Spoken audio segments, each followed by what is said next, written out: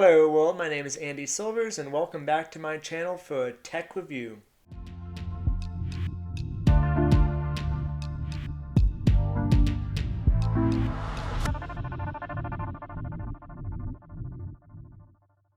Alright, it's been a while since I've done a quote-unquote traditional tech review of a specific product, and today I decided to check out the Samsung Galaxy Tab A9 Plus. It is an Android tablet from Samsung, one of many in the new 9 series, including the A9, the A9 Pro, etc., etc.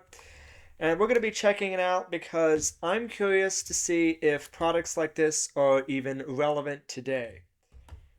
How many of you own a tablet computer? And I'm going to talk about a Windows one. I'm talking about either Android or iOS.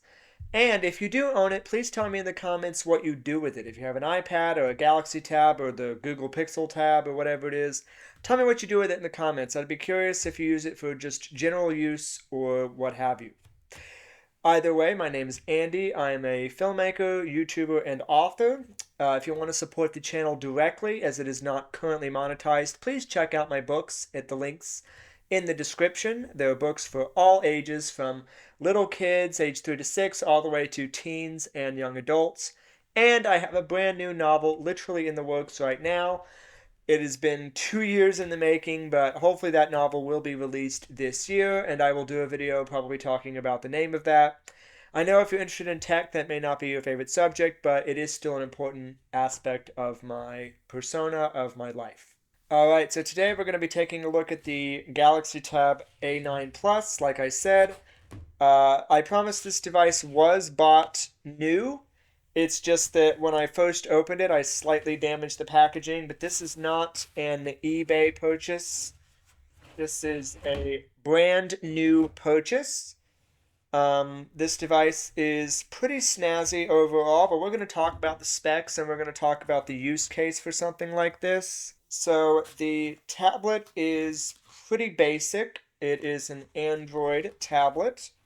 It has a fairly basic resolution display. Let me pull this up real quick. Alright, so the resolution of this device is 1920 by 1200, which is a 16 by 10 aspect ratio, which is the new norm these days. It has a 90 hertz refresh rate and a reported peak brightness of around 480 nits, which is pretty impressive and very valuable. And it has an LCD display, so you're not going to be getting any OLED. You're not going to be getting mini LED like with the iPad Pro, and so on and so forth. It comes with 4 gigabytes of RAM built in. And that's not storage, that's RAM. And then there's 64 gigabytes of storage, but I believe there's also a 128 gigabyte storage option. But the cool thing about this device is that you can actually upgrade the storage yourself using the micro SD card slot, so that is really nice. This device does not have a wireless cellular card slot, so far as I'm aware. In fact, there's even when I opened it, there was even a spot where where one would go. It's blocked off essentially. It's filled already. You can't put anything in there. However, I do think there is a version of this that will be coming around in the future that actually has cellular support, either 4G or 5G. It just isn't available right this second. It has a Qualcomm Snapdragon 695 CPU or processor and quad speakers. One thing I like about it is that it is pretty thin, but it still has a headphone jack. I'm pretty sure. Okay, yeah. So it's kind of hard to see, but in the corner of the device, there is a headphone jack, which is really nice to see, as some companies have been removing them from tablets. Like I know Dell removed the headphone jack from the XPS 13 2-in-1, which is a bigger device than this and certainly has room for it. So I appreciate this one has it. And it charges with a USB-C charging port and comes with this it's Type-C to Type-C cable. And I don't believe it comes with a wall wart as far as I'm aware, but you probably already have one, and if you don't, you can charge it using your laptop if you like to. It also comes with a single rear camera, and I will show you at some point some videos and photos from that camera. It's nothing to write home about exactly. But this device is a general purpose device, and that's what I want to talk about. So it's about $200-ish, give or take. If you get it on sale, you might be able to get it for as low as 180. If you don't, you might get it for more like 230-ish. I probably wouldn't pay more than 200 for it. I'd wait till it's on sale for either 199 or 189, which is not uncommon. Maybe even Amazon or another website will offer a coupon code because it is pretty basic. Now, the issue for a device like this is that if you just want to play games and surf the web, most people have a computer in their pocket called their smartphone, and the displays on smartphones have been getting bigger and bigger. So, what do you need an Android tablet for? And if you need one, how much power do you need? So this thing is not particularly powerful. It has a pretty basic CPU and built-in iGPU. I'm going to show you some benchmarks on screen, and I'm going to show you the benchmarks compared to another CPU, a Snapdragon CPU that's in the Sony smartphone that I have, because I think it's important to see a comparison between the two different devices. So you're going to be seeing that, showing you some of the general CPU, GPU performance benchmarks. You can also download something like device info on here in order to see pretty detailed device info for the product. It's running Android 14 at the moment, although you should get the latest updates for that. I've been getting around 6 hours or so. However, I like to have the screen brightness cranked to either the max or near the max. So the brightness goes up to reported about 480 nits. I like to have the brightness cranked to the max, but other people do not. If you have a smartphone with a reasonably modern processor, cameras, SIM card, expanded storage, what have you, is there a use for something like this? At around $189, it's less expensive than the vast majority of smartphones, particularly from brands like Samsung, Apple, Google, and a few others. But is it inherently a good deal? Because if you trust your kids with a tablet like this, you probably can also trust them with your phone as well. But maybe that's not how you feel. Maybe the idea is no, I don't want to give my kids or grandkids my phone. I'd rather just spend another $189, get a dedicated tablet just for them, for school and for fun, and then they can put it away at night and I don't have to buy them a phone. Maybe if that's you, please let me know in the comments if this is the kind of device you'd buy for your kids. The next thing is quality. So for $200, it's nothing special. There's one camera, not a particularly amazing camera. The USB-C port handles charging and data transfer, but it does not handle display output. So even my Sony smartphone, it handles display output through USB-C for external monitors, and it is pretty cool to see that tiny little display on a much larger device, much larger screen. This device does not do that. The USB-C is USB 2, I believe. It is very bog standard, and I believe it only transfers a few watts through the Type-C port. It's not going to be the 30 watts plus that you would see with some phones and some more fancy tablets, like the Galaxy S9 Plus and the S9 FE, and I believe there's an S9 FE Plus. So they have the whole price gamut covered from like $200 to 1100 plus if you want to go with Samsung. If you want to go with Apple, though, you can get a lot of really great options that also use Type C.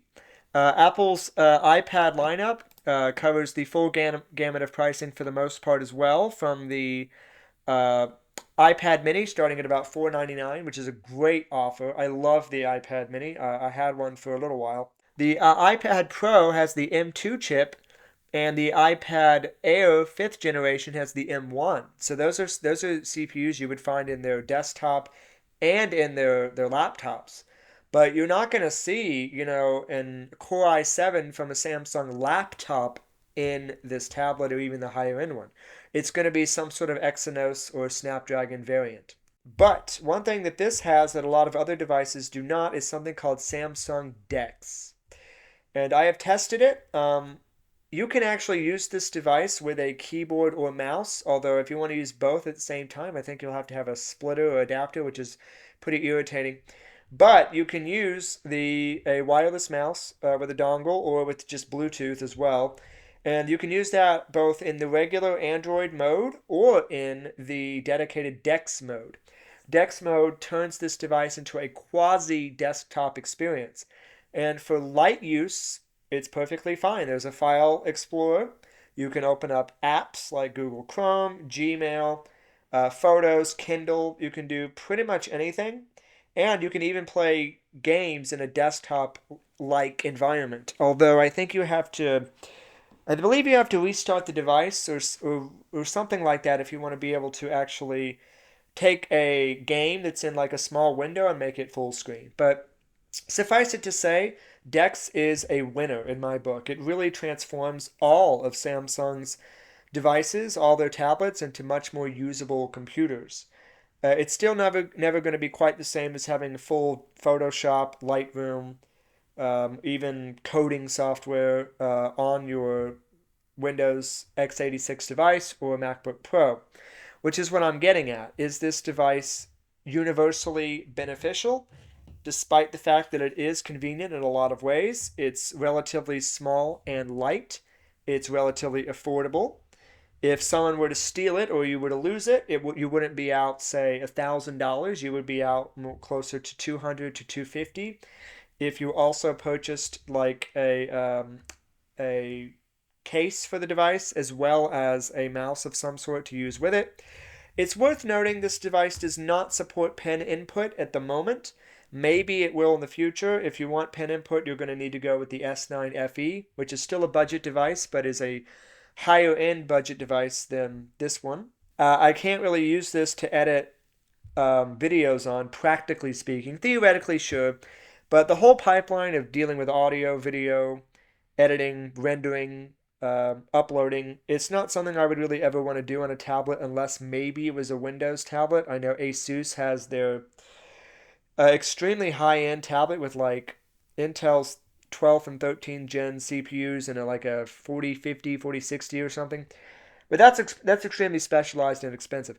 Also, as an author, it's also difficult to recommend it because while the device does support a keyboard if you connect the keyboard with the USB-C, and of course you can use a Bluetooth keyboard of your choosing.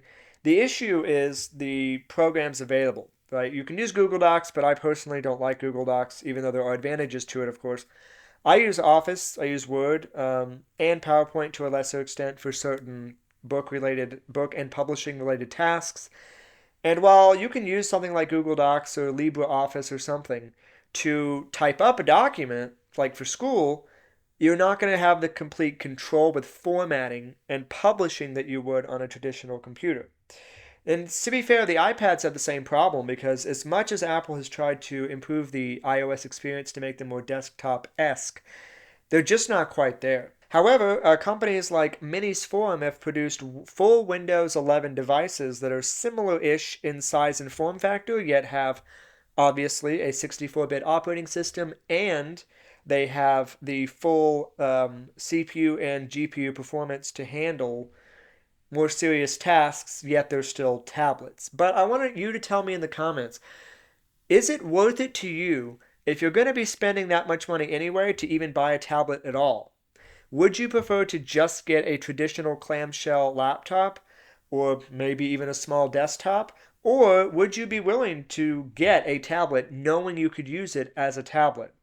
Also, tell me in the comments if you use touchscreens a lot, regardless of the device, not including phones. But would you use a touchscreen laptop? Would you use a touchscreen monitor? What would you do with a touchscreen? Would you be able to use that for the work that you do? The pictures are nothing to write home about. You can take a look at the camera images that I was able to capture as I'm speaking. They're pretty solid, but they're not particularly amazing. Again, it is tricky to justify something like this, and picking it up and holding it, if you are trying to take longer pictures or videos, is kind of a challenge, which is why smartphones are so popular and why smartphones these days have a lot of cameras built in. It's also worth noting that typically software developers who are developing apps for tablets have a tendency to develop for Apple first because Apple is the predominant tablet seller. If you're going to buy something that's a tablet that isn't a full PC, so to speak, you're going to probably buy Apple first, and therefore the ecosystem is going to be more tailored to them. This tablet does support my current needs, so I will likely be keeping it even past the review period. It does have pretty good performance. I don't play any crazy games on it, but I have downloaded a couple of 3D games, and they play pretty well. There's a few stutters here and there, but for the most part, it's good. You may just need to be a little bit more vigilant with something like this about closing background apps, keeping things closed in the background because it doesn't have crazy performance. But the CPU and the RAM, in my experience, can handle pretty much anything you throw at it so long as it's like one app at a time. Otherwise, it does get bogged down a bit. Let me know what you think about products like this, and remember to like and subscribe to this channel. I am close to 800 subscribers and even closer to 1,000 at some point. So hopefully this channel gets to 1,000 subscribers. For me, that would be a big deal. Let me know in the comments what you think of this video and if there are any specific products or apps that you would like me to review or cover. Thank you very much, and I will see you in the next video.